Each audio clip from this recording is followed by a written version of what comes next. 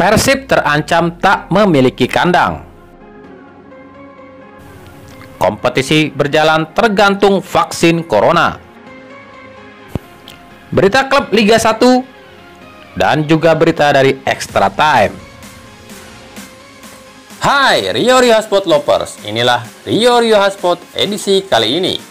Tapi seperti biasa, sebelum kita lanjut ke videonya, mohon dukung channel ini agar terus berkembang dan bisa memberikan berita-berita informatif yang semoga saja bermanfaat untuk kita semua dengan cara klik subscribe, aktifkan notifikasi loncengnya, like, share, dan juga komen. Dan inilah Rio Hotspot selengkapnya.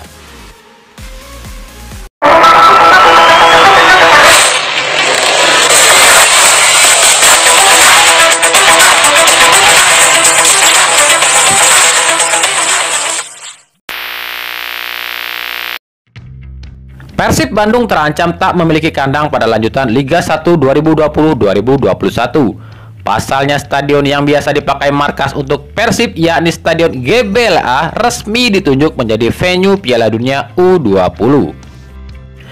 Pemilihan GBLA sebagai venue Piala Dunia U20 ini membuat Persib harus berpikir keras mencari stadion baru. Pasalnya Stadion Sijalak Harupat pun telah lebih dulu ditunjuk sebagai venue Piala Dunia U20. Direktur PT PBB Teddy Cahyono enggan menanggapi perihal ini. Menurutnya hal ini perlu kejelasan. Apakah Liga akan tetap digelar pada saat Piala Dunia? Nanti kami melihat dulu jadwalnya seperti apa. Dengan adanya Piala Dunia, Liga diliburkan apa tidak? Kami belum mengetahuinya. Logikanya kan nggak mungkin Liga digelar sementara Piala Dunia digulirkan.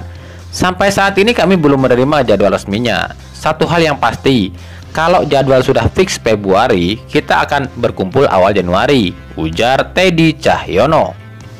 Memang kemungkinan kompetisi akan ditunda saat gelaran Piala Dunia U20. Pasalnya gelaran Piala Dunia adalah gelaran akbar yang butuh dukungan penonton. Tentu jika Liga digelar, maka konsentrasi pun akan terpecah. Cederanya Beckham Nugraha membuat pemain belia ini terancam tak bisa perkuat timnas U19 di ajang Piala Dunia U20. Namun kesempatan itu masih ada selama cedera Beckham pulih sebelum Piala Dunia.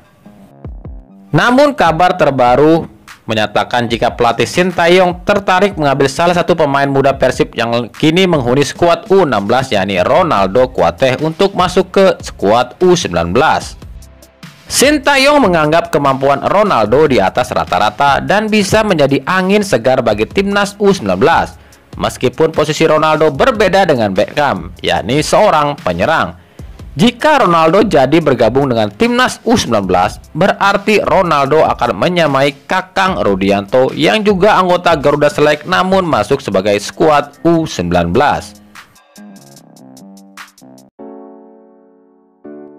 PSSI menyebutkan jika nasib kompetisi Liga 1 2020 tergantung dari ketersediaan vaksin Sinovac yang akan hadir di Indonesia. Wakil Ketua Umum PSSI Iwan Budianto mengatakan kalau vaksinasi menjadi alasan Liga 1 mungkin baru digelar tahun depan. PSSI dan PT LIB sebenarnya sudah sepakat Liga dilanjutkan Februari, dan keputusan itu pun tak akan merubah format. Namun lagi-lagi rencana ini masih diragukan karena izin dari kepolisian sampai saat ini belum diterima. Iwan Budi meyakini jika vaksin itu telah tiba, maka Liga pun pasti bisa digelar. Kami meyakini vaksin itu tiba Desember atau Januari, jadi kan kompetisi bisa jalan di Februari. Tapi kalau tidak, ya kita lihat situasinya. Mudah-mudahan sejak Januari 2021 cukup banyak yang melakukan vaksinasi. Ini semua memang tidak pasti, namun kita butuh berharap supaya semuanya bisa segera pulih, ujar Iwan Budianto. Persija Jakarta resmi meminjamkan salah satu pemainnya ke klub Malaysia. Ia adalah bek tangguh Ryuji Utomo.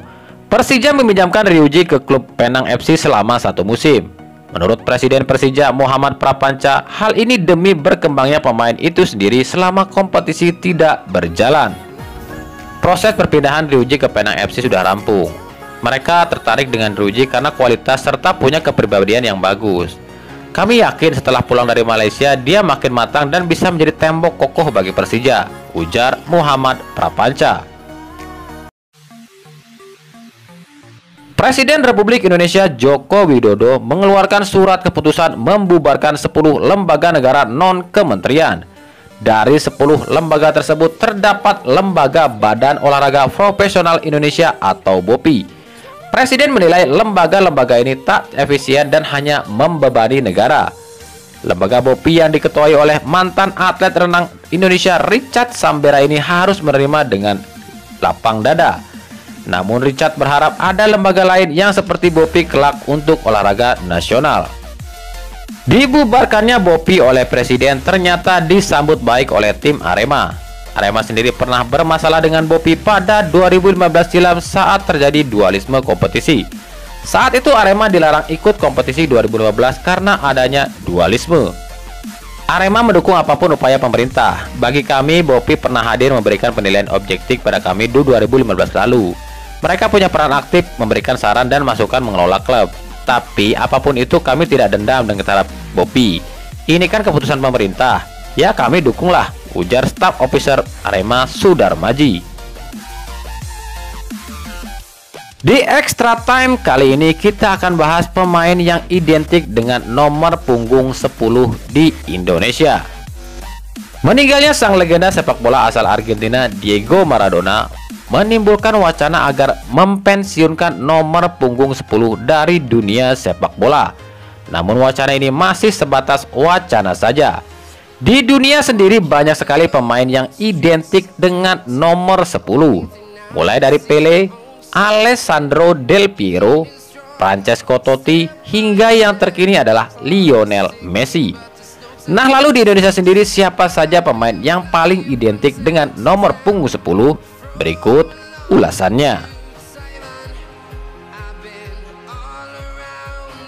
Sikurus Kurniawan adalah salah satu pemain di Indonesia yang identik dengan nomor 10. Sejak bergabung dengan Primavera Sampdoria, Sikurus sudah mengenakan nomor 10. Bahkan ketika ia berpindah-pindah klub sampai di timnas Indonesia, nomor 10 selalu digunakan Kurniawan.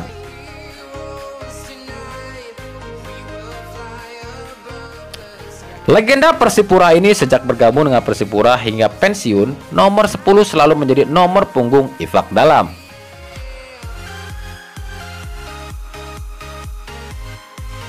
Pemain asal Brasil ini sejak pertama main di Liga Indonesia pada 2015 di Delta Sidoarjo, nomor 10 selalu menjadi nomor punggung Hilton. Begitupun saat ia berganti kostum, nomor 10 selalu ia gunakan.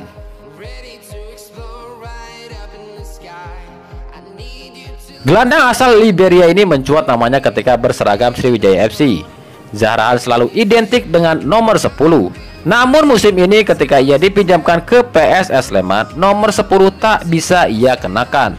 Pasalnya nomor 10 di PSS telah dipakai oleh Yevan Bokashvili.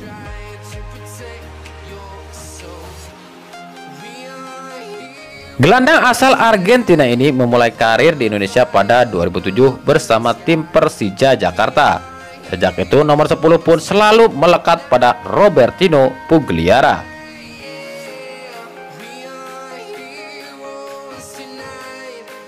Dan tentu saja sang jenderal lapangan tengah asal Mali Makan Konate yang identik dengan nomor 10. Sejak bermain di Liga Indonesia pada 2012 lalu bersama PSPS Pekanbaru hingga kini di Persebaya, nomor 10 selalu identik dengan Makan Konate.